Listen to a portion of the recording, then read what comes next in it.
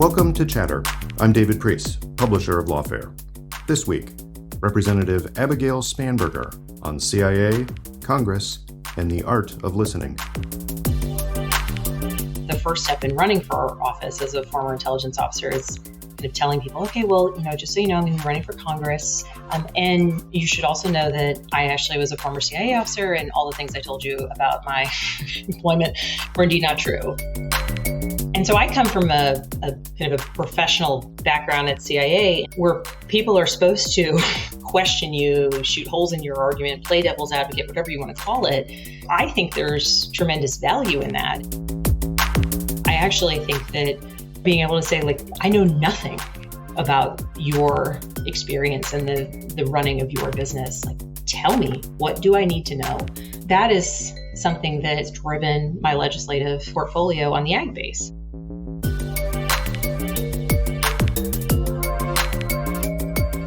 Abigail Spanberger, welcome to Chatter. Thank you for having me. Congratulations, I should say, on your re-election. Thank you so much. That was a very closely watched race nationally, not just here locally in Northern Virginia, but all of the networks and pundits were labeling that as a key district to watch and saying how incredibly close it was.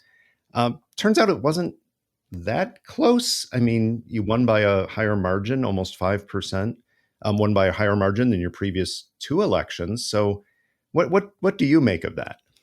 Well, I think that from a national perspective, one, being on the East Coast, being in Virginia, our races close earlier. So I think people watch us. I've been a quote unquote bellwether race each cycle.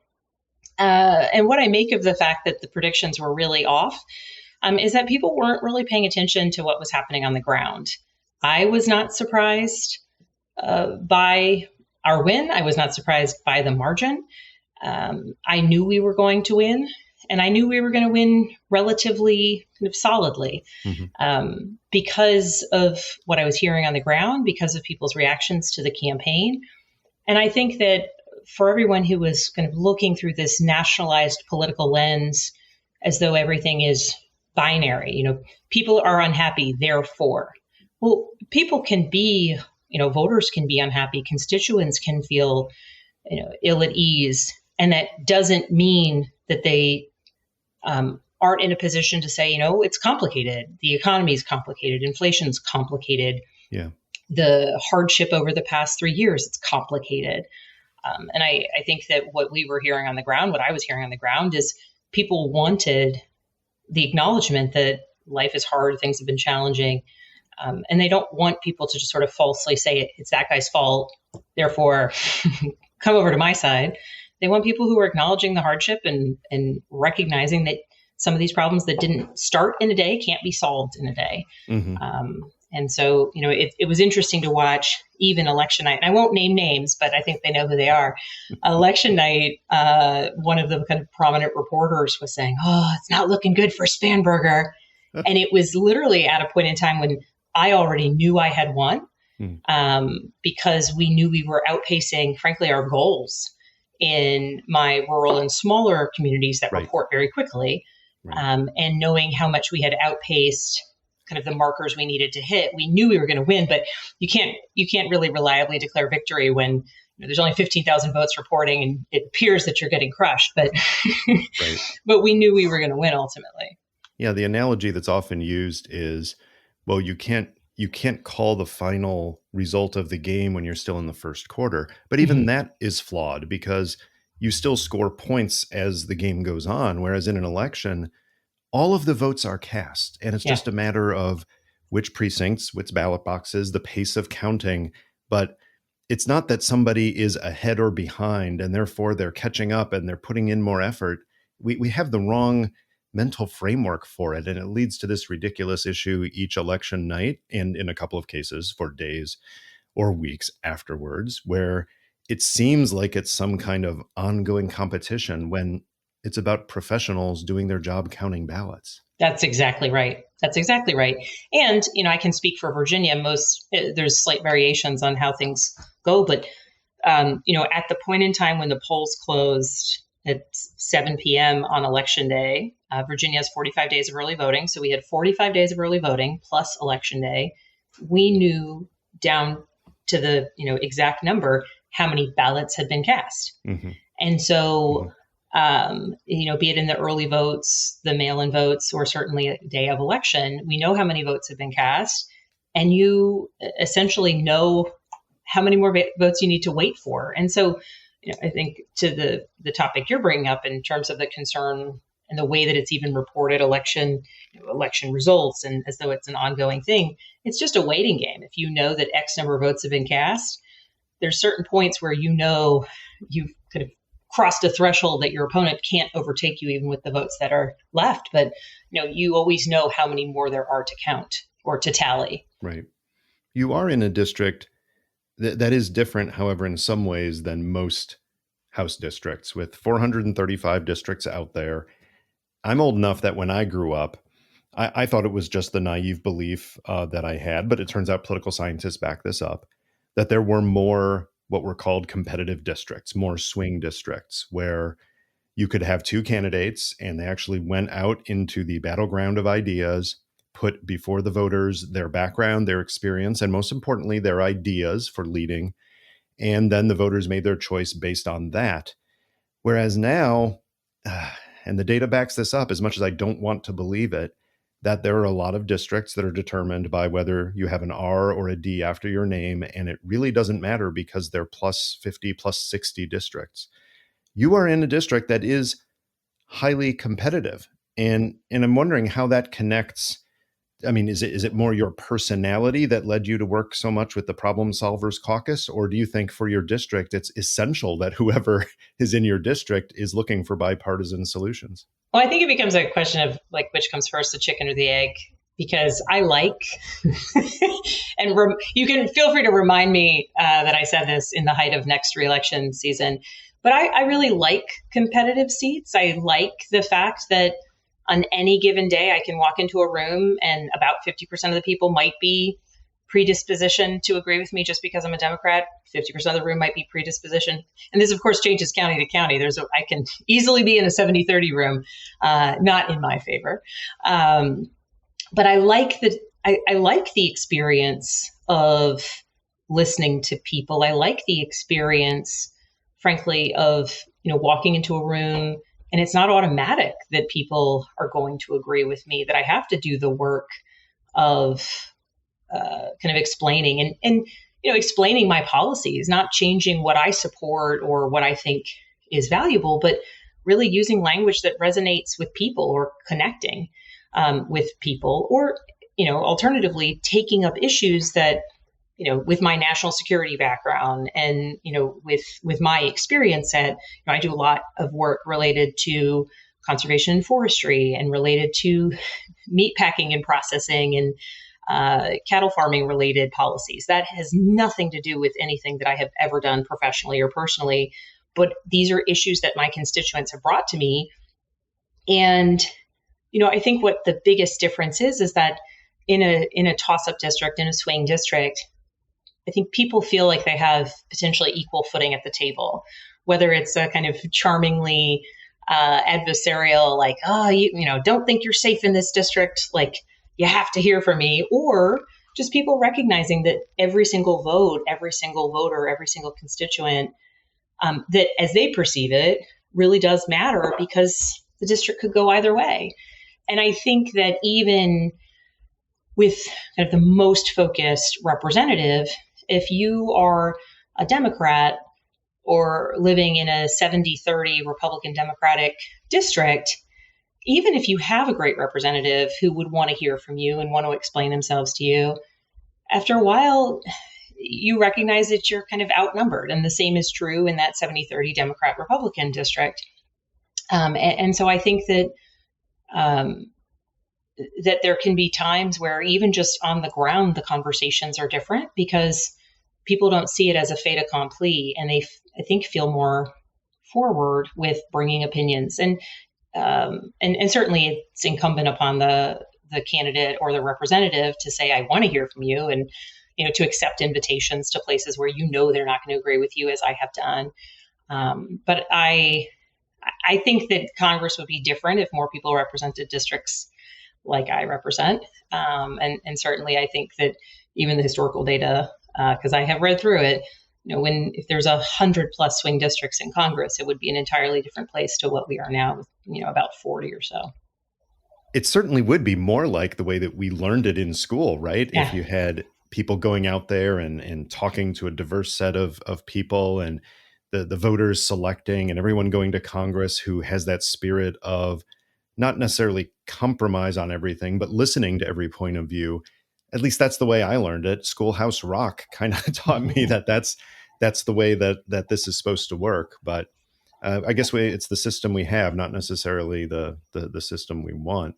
Well, and I think it's the system that we should have. I mean, we have a common background at CIA. And if you look back to kind of my whole experience I remember when I was going out and going to go meet with an asset, and I had a plan for what I was supposed to do. Like, I would sit down with my chief of operations or my chief of station, say, this is my plan. And then they would kind of try to poke holes in my plan. Or, right. Did you think about this? Did you think about that? Right. And that was an exercise that was intended to keep you safe, make sure you were, making the most of what were infrequent opportunities to collect information on a particular topic.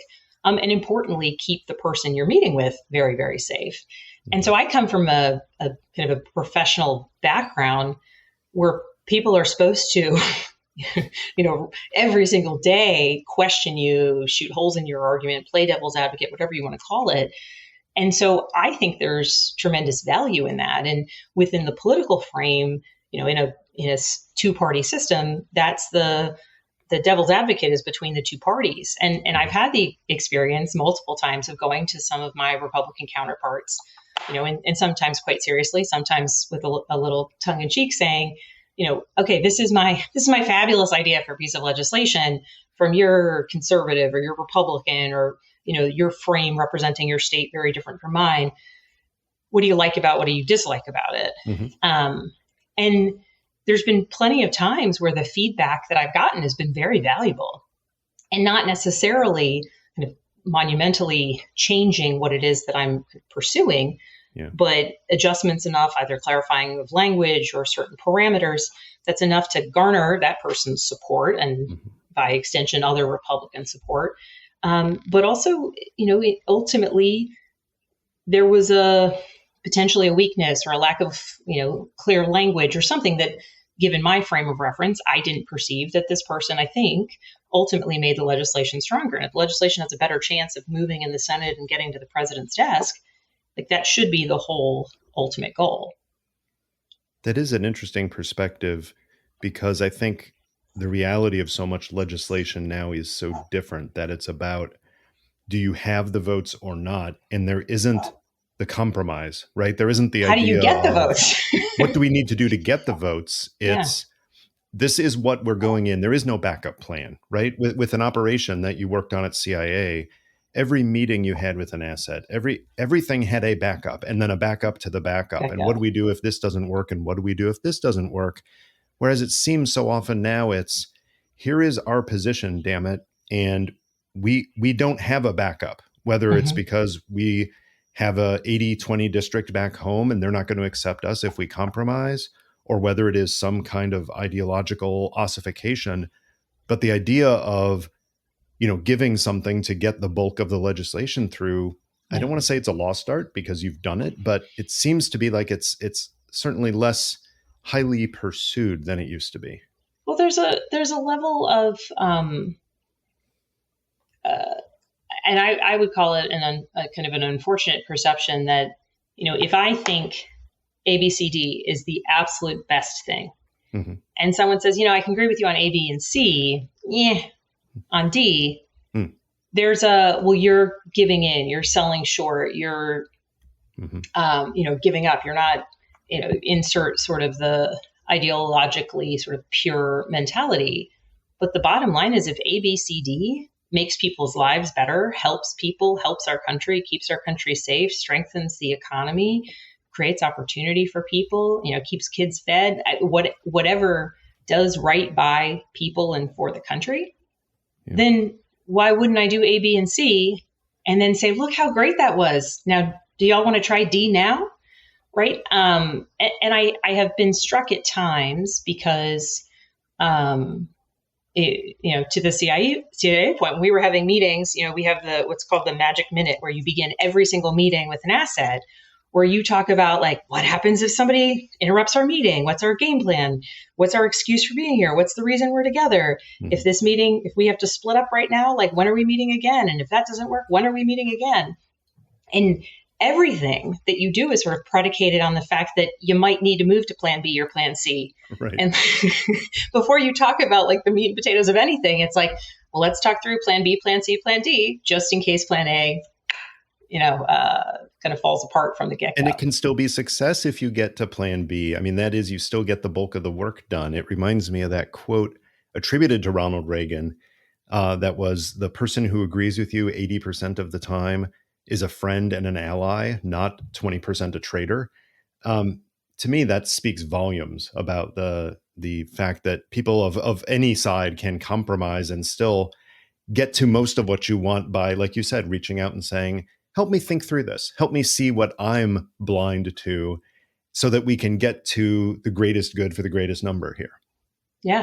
And, it's interesting, even on the political side in the campaigns, a big attack is, if anyone ever listening turns on a television in the Washington, D.C. area, they would see, Spanberger votes with Pelosi 100% of the time. Well, what is totally inherently lost in, whatever numbers they're throwing out is that if you look at Kevin McCarthy's number, right, the minority leader of the outgoing House, or you look at a whole array of different Republicans, I vote with them a whole heck of a lot of the time. That's right. Because we actually agree on a lot of things. Now, unfortunately, not some of the major things. And so it's legislation that we vote on every day and here and there that kind of moves forward and without little fanfare, because it's kind of the nuts and bolts of governing. Right. But it's interesting to me that there's just this notion that everything's binary. If you agree with a Democrat, you disagree with a Republican. And there's a general assessment and acceptance that that's the case. And to that kind of 80-20 Ronald Reagan quote, there's plenty of people that I can work with. Like, there's a wonderful outgoing member of Congress, Congressman McKinley from West Virginia, where, he's pretty conservative. We have very, very different political backgrounds and priorities across the board, but we agree on protecting rural health systems and clinics. And we actually just got a tremendous piece of legislation signed into law called the Summer Barrow Prevention, Treatment, and Recovery Act.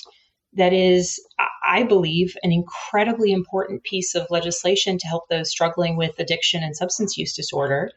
Now, are we ever going to do, he's leaving Congress, but if he were saying, there's probably 100 different things that we would never work on together. But when it comes to substance use disorder, mental health related issues, and rural health support, he was a constant partner.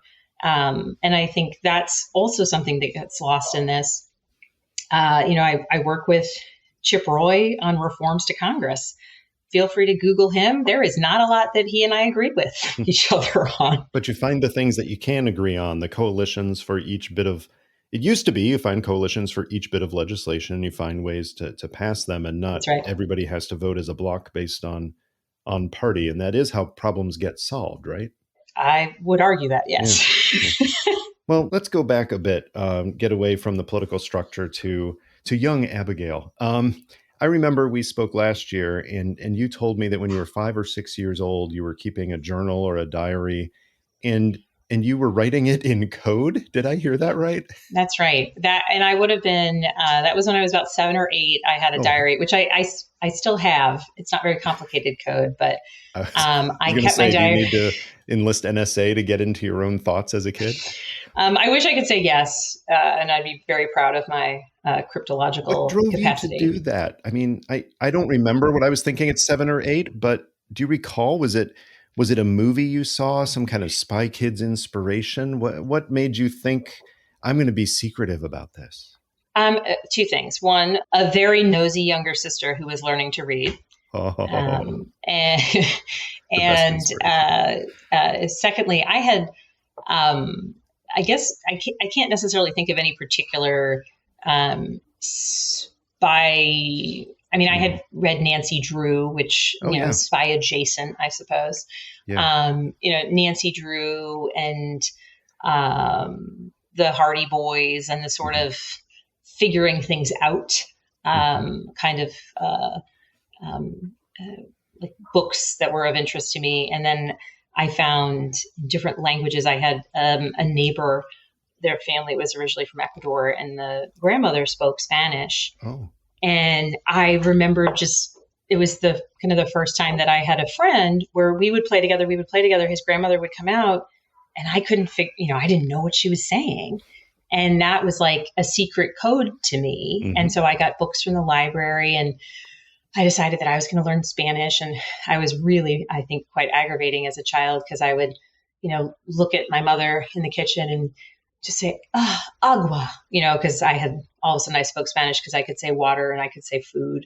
But I think that it was interesting because I thought that, language is code. And so even on the kind of old, whatever it would have been, we had the 12 channels, but one of them used to play foreign movies. And so like when I would be babysitting or staying up late, I remember I watched like Manon of the Spring, an old French movie, which is retrospect, probably highly inappropriate, but it was in French. So I think I missed most of the inappropriate content, but it was kind of a mix of liking to solve mysteries and wanting to answer questions and being so interested in these like secret codes that, in fact, are foreign languages that millions of people speak in different ways. It's fascinating that you bring up the Nancy Drew, because so many people who end up going into intelligence will talk about, they read Tom Clancy, or they read, they saw a James Bond movie, or even read one of the books, which probably is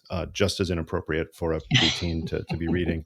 But Nancy Drew, or the Hardy Boys, for me, Encyclopedia Brown, these books that I read as a kid that are about, cracking mysteries. They're about finding the truth, that the fact that there is a truth and you're trying to find the truth.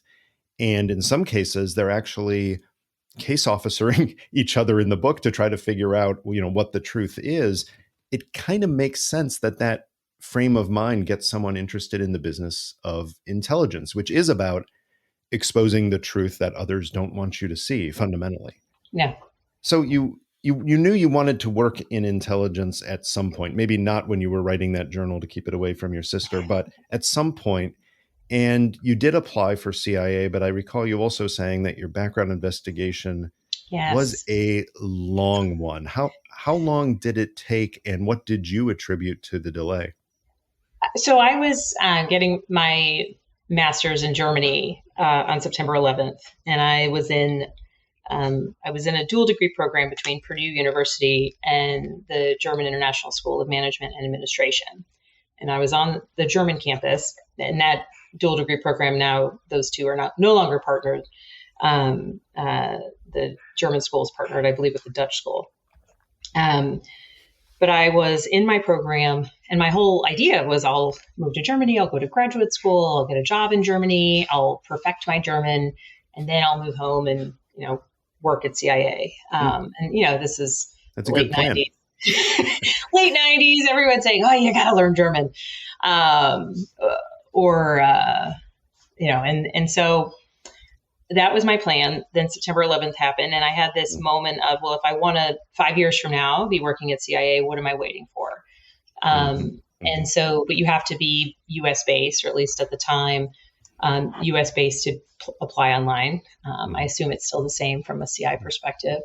And so I came back and did my last, like a summer portion of my graduate program from the Purdue campus in order to be able to do my application. So that was summer of 2001. By September, I had all of my interviews, and by December, I got my conditional offer of employment. And for those who aren't used to this, conditional offer of employment means you then still have to go through the polygraph, the background check, the health checks, all of the all of the kind of nuts and bolts of making sure that you can do the job. It's the most disturbing letter. It's obviously a great letter to get, but it's one of the most disturbing letters you can get, because it says basically, congratulations, you have a job. We want you to do this job and you'll earn this salary, and welcome to the organization. But you need to do these 3 things first. And it's, background and medical and all of this. And that's what takes a while. Yeah. And so for me, it was, my offer was December 2002. And then I got my start date. They called me in May of 2006. Oof. Yeah. That's one of the longest I've ever heard. Now, and Germany, I mean, CIA recruiters will tell you now, they said they want people with foreign experience. They want people with foreign languages who have traveled because that's where some of the useful job skills and experience come from. But they will also tell you, if you have extensive travel, especially if you've spent your entire life going around to North Korea and Russia and China, that there may be some, investigation of your background just to make sure. But you were in Germany, and 4 years seems exceptionally long. I have made the joke, and people would say, oh, no, but I do think there's a level of truth to it. This was in the post 9/11 hiring surge. For those who don't know, in the role that I was hired into, there's a maximum age of 37 because it's mandatory retirement at 57. Occasionally there's a waiver here or there. And so I was far younger than that at the time. And so I kind of joked, I had Romance languages and German, and I was young enough that I could easily be put on the back burner. And so I think that was it. I also had been, I substituted at an embassy school in the U.S., but I was a long-term sub at the Islamic Saudi Academy in Northern Virginia, which teaches a lot of diplomats' children. Yeah. And so I think that, by virtue of that, I had some ties that I think they just needed to ensure, that I really was a substitute teacher, et cetera. And then I had spent all that time in Germany. I had lived in Hamburg during the time, unfortunately, that the 9/11 bombers had been there. So I don't know. I think it was really, I was young and I spoke relatively boring languages and got moved to the bottom of the pile. So they may have been checking things out. I will also add another possible explanation, which is, with literally hundreds of thousands of applications during that period, it may have been lost in the shuffle for a while. It may 100%. It literally went to a stack that it wasn't supposed to be in, and they discovered it a year later. I hate to say it, but in any large bureaucracy, that can happen, right? Yeah, I have joked that my that in between time, I was sort of like a one-sided pen pal, because I would send them faxes. Here's an updated address, fax. Yeah. Here's updated employment, a fax. So I think I was good at being a squeaky wheel, but I'm quite sure that I just got lost in a stack somewhere. But that's not all you did while you were waiting. You also actually, took successful employment, and you ended up at a place in the federal government and overall in the national security and law enforcement structure that very few people know about. That's right. And it's the United States Postal Service, the Postal Inspection Service. Describe that for people who aren't aware of it and what your role was. So the United States Postal Inspection Service is really one of the best federal law enforcement agencies out there, that nobody really knows about them because it's an entire cadre of people that do incredibly good work, incredibly detailed investigations, and, don't necessarily get any notoriety for it. My favorite thing about having been a postal inspector is any event I go to where there's former Department of Justice, assistant U.S. attorneys, when they find out I was a postal inspector, they say, oh my gosh, we love the postal inspectors, because, again, it's a cadre of people that kind of work for an agency with a semi-confusing name, and nobody really knows what it is that they do. But basically, it's a federal law enforcement agency, the oldest in the country, that has jurisdiction over a whole array of crimes that relate to the U.S. mail service. And so I worked money laundering cases, particularly tremendous amounts of money laundering, at least at that time occurring with postal money orders. So there's your nexus. I worked narcotics cases. So anything related to drug trafficking that goes through the mail, whether it's the actual drugs themselves or you get a bill for the storage unit you rented where you're keeping your drugs. Like anything can become a nexus. I worked a lot of joint cases with the FBI. And frankly, for a younger professional, and this is kind of the example of where everything really works out well in the end, the experience that I had. So essentially when I had been applying at CIA, I had applied around to a whole host of federal agencies, and the inspection service moved pretty quickly. And I had been very interested in the law enforcement side. I come from a law enforcement family. My father actually was a postal inspector, which is why I have such a significant fondness for the agency. And so I had applied and they picked me up relatively quickly. And I thought, there is a world in which I would want to stay on the law enforcement side, not the intel side. Let me figure this out. I may absolutely fall in love with it. And I did love it. And I would say in my early professional career, the experience of having been working the cases that I worked on the high intensity drug trafficking area task force. So I worked in Washington, D.C. with Metropolitan Police a ton. I worked in Maryland, predominantly with Baltimore PD or Maryland State Police, doing a lot of joint cases. The inspection service is often invited to do a lot of joint cases. And so, partnering with 20-year police officers who've been working narcotics cases in DC or in Baltimore, like the things that I learned, the things that I saw, the arrests and search warrants that I was a part of, are kind of some of the most powerful memories that I have. It's where I have a tremendous love and appreciation for those who choose to serve their communities. It's where I think I grew a lot of my empathy and sadness for those who are fighting addiction and are the kind of victims of large-scale drug traffickers who prey on people who are facing challenges, whatever they may be. Mm-hmm. And it was a place where I was able to see kind of some of, at times, people's very darkest moments. And I think that's been very informative for me throughout my career. And so I was grateful for the opportunity to serve in that way for a couple of years. And before ultimately CIA called and said, "Hey, remember us?" Right. Yeah. And some of those skills are also useful, especially empathy, right? Yeah. Actually thinking about what people's concerns are when you're an operations officer. So talk a bit about that. Talk about the skill set you need to be an intelligence officer, particularly an operations officer or case officer, and whether you think you had those skills or not, what they train you for so that you can be an effective officer. Yeah. And so, a case officer and operations officer is the person that's going out and meeting people and then recruiting them to commit espionage foreign individuals who are going to be reporting on, providing information either about their country, leadership structure, an important issue that matters to the United States. And, I think the movies makes it out to always be this, tell us what you know, but it is not that. If you're screaming at your asset, you already have a problem. If you're screaming at your asset, you've done something terribly wrong.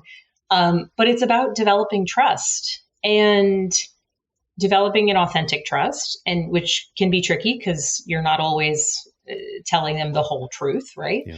But finding threads of commonality, finding threads of what's important to that person. And I think there's different methodologies about kind of what leads someone to be willing to commit espionage. And what I always found is that the people that I worked with who were providing me with information that, I was reporting back to Washington that was helping inform us on a whole host of different issues, be it counterterrorism or drug trafficking or, foreign countries' nuclear programs. The motivation was generally one of kind of common purpose. And, broadly speaking, our two countries do not get along. Our two countries don't have good diplomatic relationships. And this person thinks that and believes that they can do right kind of by the world or by the country that they love, their own country, by making sure that there isn't some catastrophic misunderstanding. And certainly, that type of issue can occur between two nuclear powers that might misunderstand each other or would be nuclear power. And that the United States' ability to understand what's happening in more of a closed door regime, and there's a few of those throughout the world, that our ability to understand what's happening behind those closed doors can make sure that we don't, as a country, make the wrong move. We don't escalate something faster. And so it's interesting because I have had some of my kind of deepest relationships with individuals where it was kind of predicated all on the fact that the relationship's a secret, the fact that, I'm the only one in their world that knows that they're meeting with me. Mm-hmm. But that they believe in what it is that they're doing, and understanding how difficult it is for people to kind of get through the idea that they might be betraying someone or something, helping them kind of come to terms with the value and the purpose of what it means to provide information to the United States, giving them the assurances and certainly as a former briefer, this, there was nothing more powerful than being able to go back to the person who's providing information about XYZ issue and saying, oh my goodness, like I got confirmation. The information you gave me was included in the presidential daily brief. Like literally the president of the United States has a better understanding of this issue because of you. Yeah, that's really important, especially for the assets who are recruited for ideology, people who are in a country that doesn't have the same freedoms the United States has and says, I want my country to be more like that. Yeah. Something like that, I think, matters. Of course, not all assets are. Some are recruited more for ego or for money. And that can lead to a dynamic where, your information is being, given in the president's daily brief.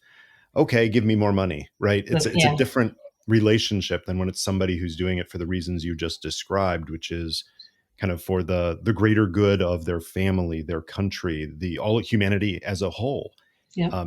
And in that case, I would guess that it's immensely satisfying to have an asset who is both fulfilling her own goals or his own goals by doing that, but also helping U.S. national security in the process of doing it.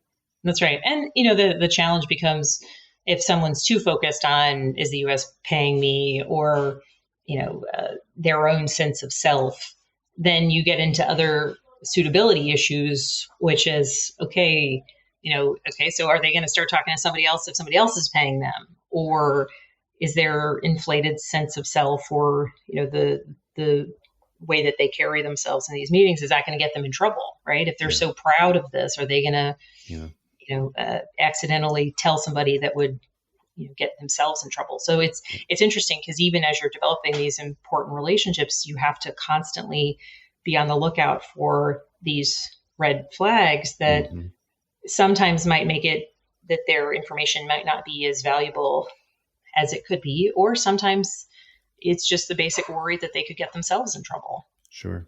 Well, I know better than to ask you the details of the operation that went wrong or the worst case you ever handled. But I'll ask it in a different way, which is, what lessons did you learn from the thing that most went wrong during your operational career? What was it that you took away and said, okay, there's something I did or something I was a part of that led to a situation that was suboptimal. Here's something that I'm going to do better in the future. I think generally speaking, and frankly, this is even kind of the applicable to the best kind of proudest moment experiences, is take a moment separate from the emotion of the event, either really negative or really positive, and like ask what could have been better. So just the very act of reflecting on it and not skipping over that step. Exactly. And I think that, obviously, when something goes wrong, you want to have an after action. You want to make sure like what were the things that we missed, and where could we have done better, and where could we have avoided this issue? Or if the issue was unavoidable, could it have been kind of a smaller level issue, if you will? But then even with things that go right, well, could they have been better? And I think that constant review, which it's not always great when you're parenting. I will say that, like, this mindset doesn't work all the time. Or when just win an election and then you're like, okay, so what could we have done better? Not everybody wants to hear it all the time, but I do think that probably the thing that I learned most from my time at the agency is that, even whether it's something that went wrong or didn't go the way you wanted it, or something that went well, all of the pieces that you put into it, but other people who might be working on your team or might be kind of a counterpart in a different role, they're not necessarily seeing the back and forth. And so there might be places where, you did something really well that they didn't actually even see, or there might be a place where in the end it turned out fine, but it's because they saved the day and you didn't actually even, you didn't see that they made up the difference on some sort of shortcoming you had. Right. And so I just think that that's probably my biggest lesson learned, is that just always doing that secondary assessment doesn't mean you can't, when things go well, you can't celebrate the successes. But when you do that, it makes it easier when things are actually kind of in a troubling, bad circumstance. So how did being a former intelligence officer help you in your first campaign for Congress? Well, I think the first thing is, so I had been undercover with the agency, went through the process of getting my employment declassified, which was a long and arduous process, not as long as my background check, but still long and arduous. But I hadn't had the occasion to kind of go back and correct the record to, all the people throughout my life. And so the first step in running for office as a former intelligence officer is kind of telling people, okay, well, just so you know, I'm going to be running for Congress. Surprise, surprise. And you should also know that I actually was a former CIA officer, and all the things I told you about my employment were indeed not true. So this could be some awkward conversations. It was pretty funny. Try to rush it. Pretty funny.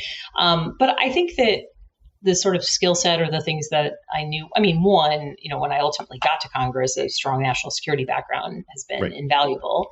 But on the campaign trail, the number one job of an intel officer is to listen and kind of be aware of your surroundings.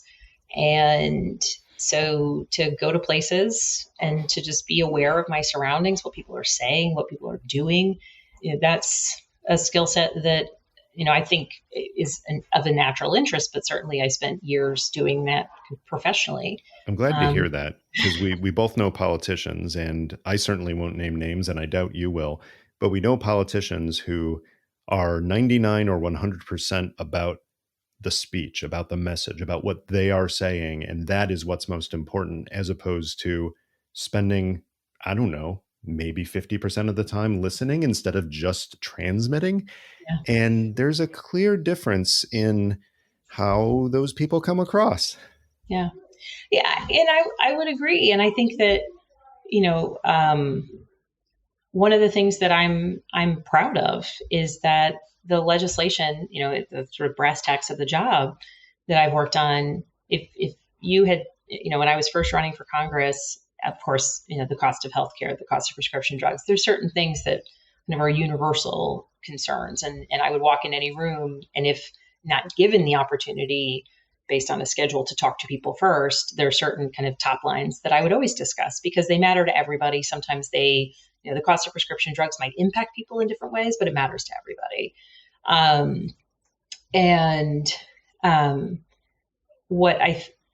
What I loved along the campaign trail, and in the 7th District of Virginia, and we've been impacted pretty significantly by redistricting, but the common thread of the old 7th and the new 7th is the landmass wise, majority rural, majority agricultural population, majority suburban. So I can walk into, if I do 5 events in a day, I'm walking into 5 very different places. It might be a room full of cattle farmers in one room. It might be a room full of people with a hellacious commute, who work for the federal government in another room. It might be kind of a mix of all of the above in the next room. And so even room to room, again, there's certain things that matter to all people kind of across the board, though, in different ways. Right. But in order to be most responsive to whichever room I'm in, it starts with, tell me about who you are. Tell me about what concerns Mhm, are mhm. yours. And, when I was first campaigning, if you had told me when I got to Congress, like I would be a champion for all things like cattle producers for small family farms, I would have said, Right. "Oh, that's curious." Yeah, I mean, your And career prepared you for the Foreign Affairs Committee that you've yeah, served on, but the Agriculture Committee, you had to be a listener. and there's I think, tremendous value in walking into a room full of, we've got a lot of family foresters in our district. We've got a lot of cattle farms and row crop farmers. We run the gamut in terms of agriculture.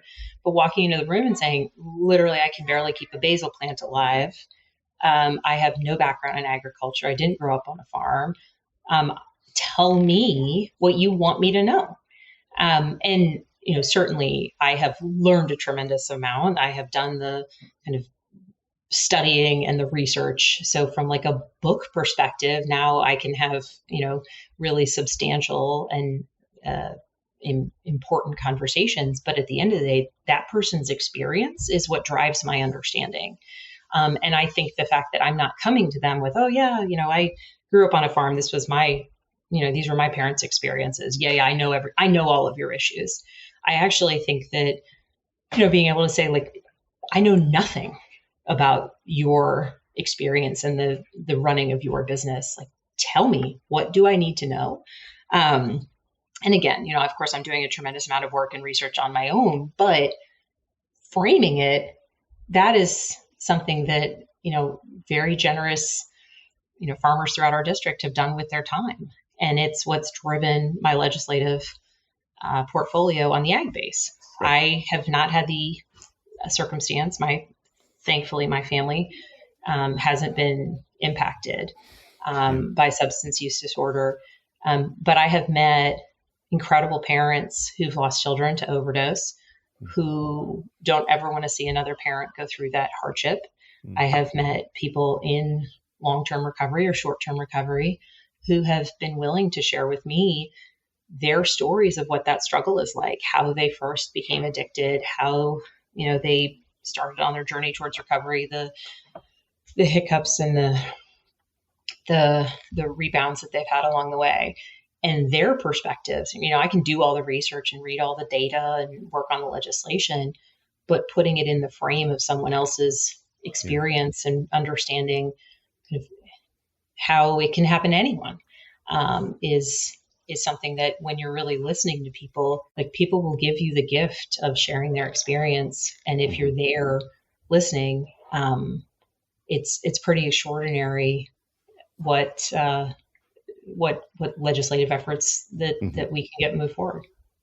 Yeah, I'm just thinking out loud here, Abigail. So, forgive me if this is incoherent, but it seems to me that on a whole lot of issues, like overdose issues and on many issues of agricultural policy, that you obviously are elected by your constituents and you represent those constituents. And there's no conflict in then how you seek to make policy in upholding your oath, because you don't take an oath to your constituents. You take an oath to the Constitution, even though you're representing the constituents in doing so.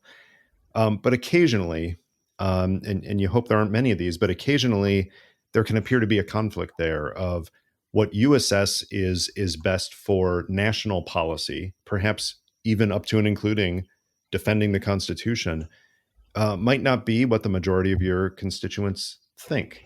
Yeah, So we'll take the ultimate example. Let's take January 6th.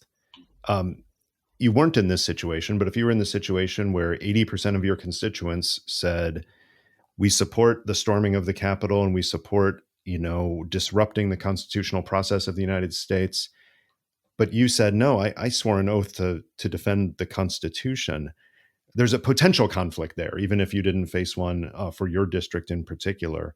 But talk through that a little bit. Talk through how it is that you conceptualize representing your constituents, but on some big issues, often national security issues, you're remembering that oath that you've actually promised and sworn to do something that is in the best interests of all Americans. so I'm going to answer this question in a couple of ways. First, I'm going to go back to ag policy and say, I mentioned I have a heavily agricultural district in terms of landmass. Majority population is suburban. But when I'm in my suburban communities, I do talk about my work on the agriculture committee and the work that matters to the farmers who are a county or two over.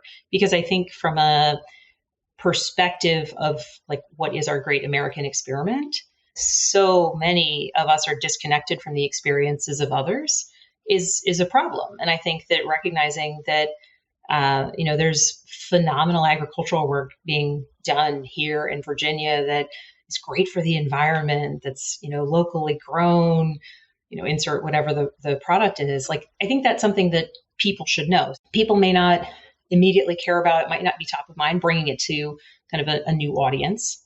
That's the easy version, right? Your example of January 6th, certainly there were times when I had to talk about how terrible that day was, and I needed to kind of make it clear. But I'm going to point to, I think everybody talks about Adam Kinzinger, and your interview with him was fantastic, and Liz Cheney, who is kind of an example of principled leadership. But I'm going to give another kind of lesser known name, Tom Rice from South Carolina, super conservative. Republican from South Carolina, represented Myrtle Beach. He's in Problem Solvers with me, which is how we really got to know each other. And we did a lot of work related to rural communities and funding for law enforcement recruitment, retention, and training. And Tom Rice voted for impeachment after January 6th, which was a bit of a surprise to anyone who was watching the news. And Tom Rice went about going back to his community that had overwhelmingly voted for Trump, certainly the first time and the second time, and just explained over and over and over how his vote was a defense of the Constitution, how it was the conservative vote, how it was aligned with his principles, over and over and over. And he, when asked about it in his debate, because of course he got a primary from the right or from the kind of election denying wing of his party, during his debate, he had the most extraordinary, and this is, he's a generally a quiet guy, certainly listens a lot more than he speaks, just absolutely nice and kind, and thoughtful, and had been successful in business before he came to Congress, like all these things. He gave this answer in his debate that I listened to over and over and over because it was unwavering in his principles. And it was focused in trying to speak the language of his constituents and say, let me tell you why what I did was wholly consistent with my principles, right, the person you elected, and why it matters. Mm-hmm. And I had, I think a smaller portion of that with the first impeachment. I had been part of a group where after the allegations came out that then President Trump had tried to withhold vital military aid to Ukraine in return for kind of political favors, there was a group of us that, from a national security perspective, framed out why this was potentially an impeachable offense and required an impeachment inquiry, broadly credited or blamed, depending on your perspective, for unleashing the first impeachment. And the day that came out, and certainly the day that we voted on impeachment, I thought that I had essentially lost my reelection. And my commitment was, if I believe that I'm doing the right thing, and without a shadow of doubt, then I have to explain it to people, because I owe it to my constituents to explain to them. And if I want them to elect me as a leader, then I need to show leadership and explain this. And so one of the best meetings that I've done during my time in Congress was the Tea Party of one of my counties, right after that, invited me to come to their meeting. And I don't know if they ever anticipated that I would come, but they were gracious enough, or perhaps looking for an argument enough, to invite me. And I went. It was an incredibly important conversation. And I didn't necessarily convince anyone that I was right, but I did have, even at that meeting, the gentleman who had invited me kept saying, like, it is wonderful that she's here. We don't have to agree with her, but she believes in this. Let's hear why. Yeah. And I think that, frankly, far too infrequently, members of Congress they say, well, this is where my base is. And they go to the base. And my argument, literal argument back to people when I've had this conversation is like, they've elected you to dig into these harder topics. Like they've elected you to find answers to problems. They've elected you to show leadership. Yeah. Like, where are your convictions?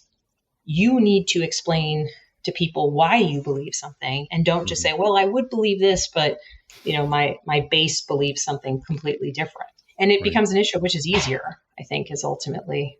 And, and as I mentioned, Tom Rice, who, I have deep, abiding respect for, he lost his primary because he voted for the conservative principles of defending the Constitution. Yeah. And that's sadly for people who, their whole identity might be being in Congress. For some, that teaches them the wrong lesson. And I would much rather be a Tom Rice. Yeah, I suspect, I don't know, but I suspect he would say what Adam has said in a different context, not his exact words, but the idea of, would I do it all again, knowing about the death threats, knowing about the, getting redistricted out of a seat or losing a primary? Of course I'd do it all again, because it was about a core principle of constitutional government. And yep. And I had that conversation as recently as a couple of weeks ago with Tom. Yeah. And he has not a single regret. And he can hold his head high for the rest of his life. Well, unlike them, you still are in Congress because of your reelection. And, you've been outspoken on a few issues related to national security and foreign policy, ranging from support to Ukraine and its war against the invading Russians, to the involvement of Chinese firms in U.S. technology, to refurbishing government computers for veterans and seniors and students. Of all of those issues, which do you think are the ones that are least nationally appreciated, that you really were pushing to make sure they got into the NDAA or into other legislation? Yeah, I think that certainly there's a little bit more on that question of leadership. I think that there's more room for explanation as to why support to Ukraine matters, that it, of course, is about defending democracy and supporting our counterparts in the world. But I think beyond that, it's also about, what's in the best interests of the United States, and certainly how do we ensure that we're not drawn into a much larger conflict at some point down the line. And so making that argument, making sure people understand the NATO alliance, what our obligations would be if, the Russians ever sort of crossed into a NATO country. I think that's an important piece. But one of the things that I would mention, perhaps even relates to, and this goes back to kind of a prior topic, the issue of fentanyl trafficking, the issue of drug trafficking. That is, you'll hear a lot of my colleagues talk about the fact that fentanyl is killing people across the country, and of course it is. You'll hear people kind of want to use it to blame this person or blame that person, but they're not actually coming up with any solutions or even recognition of the fact that this is a problem. And so, this is a place where certainly I want people to know about it, but I don't think it's as well known as it otherwise could be or should be. That with the NDAA, I had a piece of legislation focused on combating fentanyl, and it would require DHS to kind of develop and find new technology that would help them kind of target and detect illicit fentanyl. From a drug trafficking standpoint, fentanyl is so potent and can be trafficked relatively easily. And, even when it relates to our interdiction efforts, requiring DHS to work in concert with other agencies, be it within the intelligence world or other law enforcement agencies, this is kind of part and parcel of how you get at this problem. And so, there's a lot of people who are saying fentanyl, right? Which is like a deadly problem. But let's think about all of the other kind of downstream impacts. You've got transnational criminal organizations making a ton of money off of fentanyl trafficking. That has destabilizing factors in other countries, right? That leads to issues of surges of immigration and migration. We, of course, have the domestic issue here where we're seeing record overdose levels in Virginia and elsewhere.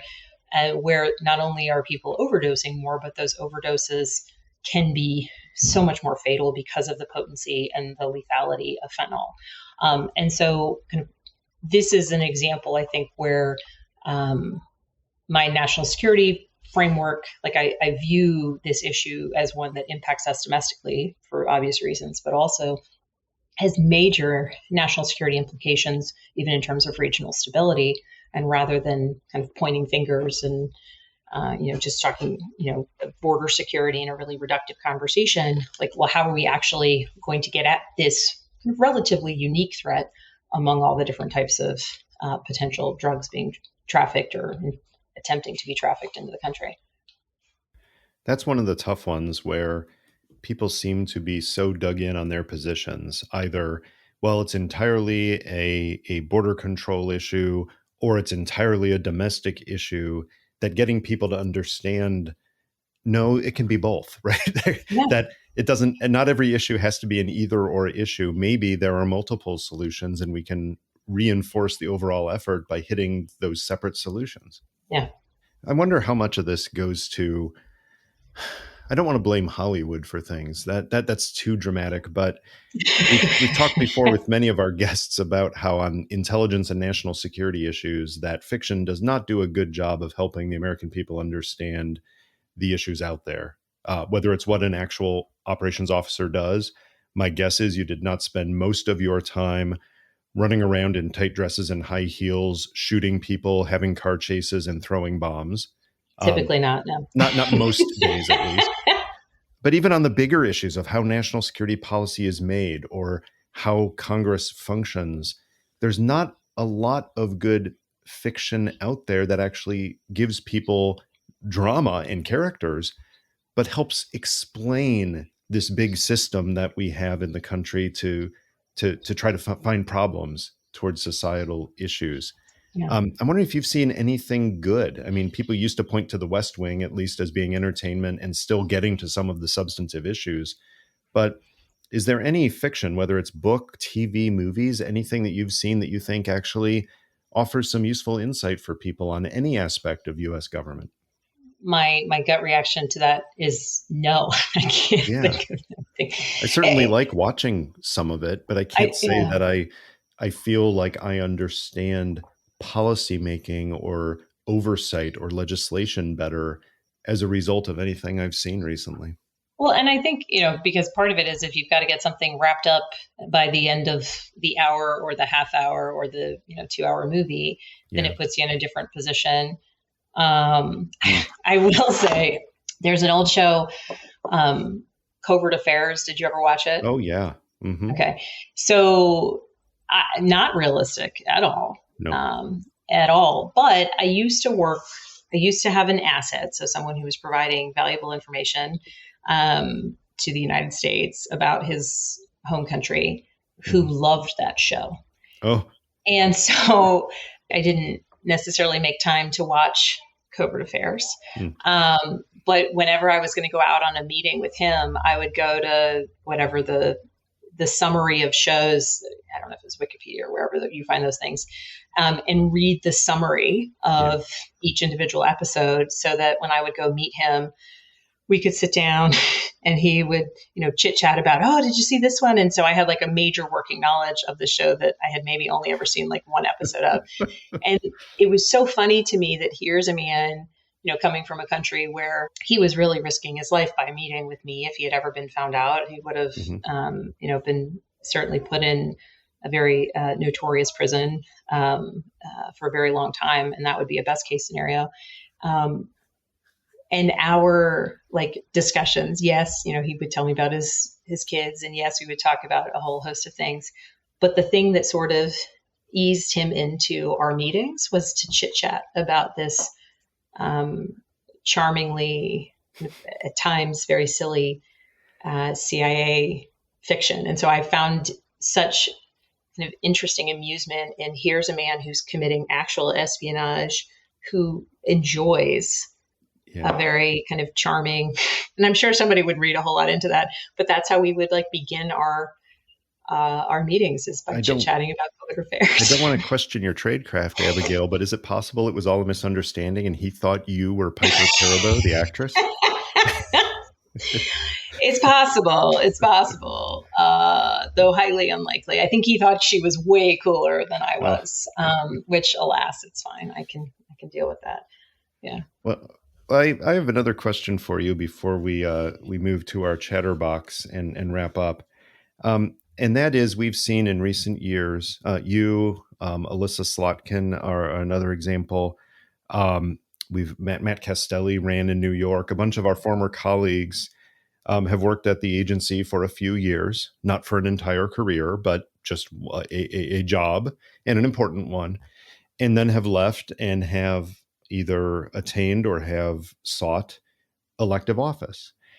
And I'm wondering what advice you do have for former colleagues, whether in Virginia or elsewhere, who are actually thinking about seeking elective office, whether it's local elections, school boards, whether it's running for Congress, because it is a different world than going into the office every day, even if it is intelligence work.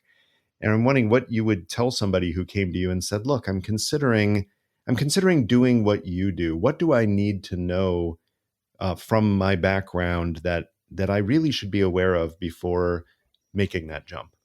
Okay, so the very simple thing is, if they had been on the undercover side of the house, like practice saying CIA, so that you don't grimace or flinch. Sure.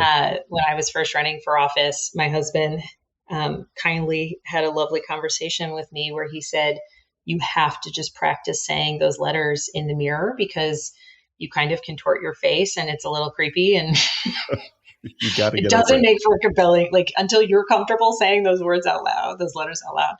And it's interesting, right? Because it's whether you're on the analytical side or whether you're on the operation side, you pride yourself on being kind of very professionally boring. You don't, when you go to parties and you see friends and We're whatever, you not say, "Oh seeking yeah, attention. Yeah. work's going well. Oh yeah, and I got a work trip," right? And your work trip someplace exotic and amazing. "Oh yeah, it's good. On a little jet lag, well," and you don't seek attention. You know that what you're doing is, some days incredibly exciting and incredibly rewarding, and some days it's preparing for the exciting and the rewarding. And so to be in a position where now you actually have to talk about yourself, you actually have to kind of try to get people to vote for you. It's a total switch. And for me, I guess the advice that I would give is, what motivated you to work in service to our country? And for me, it was, I want to answer questions. I want to keep people safe. I want to do something of value. I believe in our country in such a profound and deep way. And I think this is the place where I can help ensure that the lives of the people around me are unencumbered by threats they may never even know exist, right? And I like the idea that if I take on some of those stresses, or if I work to try and figure out a problem, like they don't even have to ever know it was a problem, in a very sort of simplistic way. And I think that some of that drives me within politics is people are a bit more aware of the problems of their day to day, the challenges that they face, but how can I do something to try and make things better for people and serve people? And in politics, it is a two-party system. You do have to kind of pick a lane and define yourself a bit more. But I think that Alyssa Slotkin, one of my dearest friends in Congress and a former CIA officer, the two of us are very clear that you never knew people's affiliation, right? Or Right. at Right. the agency, when someone said, "Well, did you think about this? Did you think about this? Did you think about this?" Like, they were helping you. Whether it's, your analytic papers when someone's like ripping it apart, or, on my side, when you write an intel report and your reports officer would say, like, "What about this? And what about this? Fill in these holes." Like, they were making you better. And so I think that that's an important frame that people who lived in that intelligence space, I think, can bring. And so, I would encourage people, if you want to continue serving, it's certainly an interesting way to do it. I watched and Matt Castelli, I think he ran a really, really great campaign, and one that was driven by principle. He was running against Elise Stefanik, who, when I first arrived in Congress, had been, that perceived as, and in all of my engagement with her, kind of a very reasonable person who wanted to work in broad coalition. She from her frame, others from theirs. And that all flipped in the sort of cause of Donald Trump. And so watching Matt run a campaign kind of based on continuing to uphold an oath to the Constitution, but in the middle of it, getting to know people, across that very large district was fun to watch. Unfortunately, he didn't make it to Congress, but I do think there's a lot of people within his district who kind of got engaged in politics because someone sort of invited them into the conversation. Right. And that's certainly what happened in my district.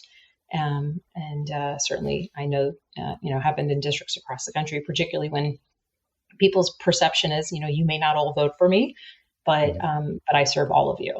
And that's been, I think, an overriding theme. And I've had pretty funny experiences along the way. This one woman, I walked into a shop. I was doing a visit with another business, and I walked into the shop, and this woman comes at me and says, "My mama hates you," and then proceeds to tell me all the reasons why her mother hates me. And then, I inquired about her and her business and her mother. And by the end, she said, "Can we take a picture together?" And so we took a picture together, and maybe it was an act of rebellion against her mother who hates me, or... Yeah, you need to know that relationship to know exactly what this means. Ideally, it was oh, wow, maybe you shouldn't hate this woman. Mm-hmm. And I did have one constituent one time say, "I hate everything you do."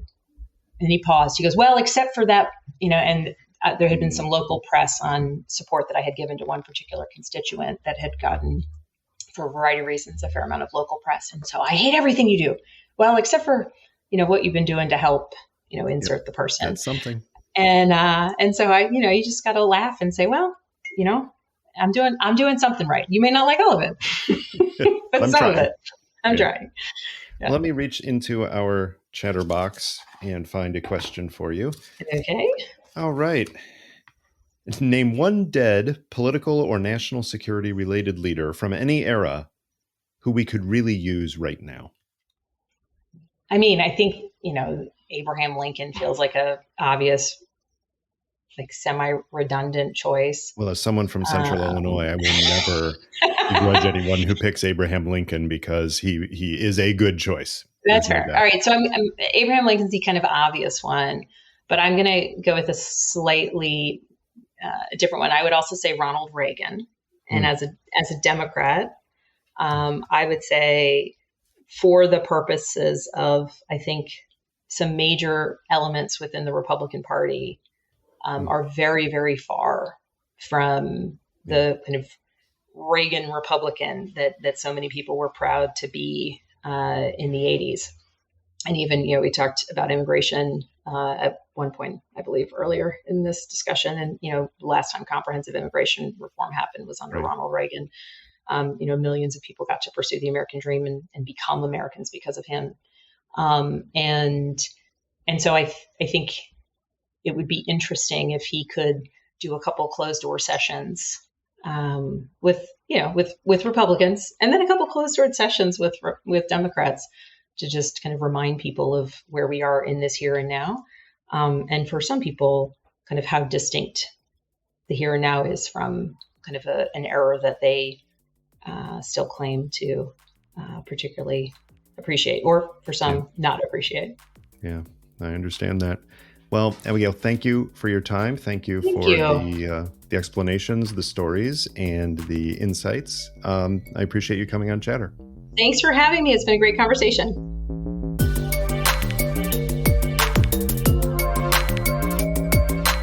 That was Chatter, a production of Lawfare and Goat Rodeo. Please subscribe to the podcast and find us on Twitter at ThatWasChatter.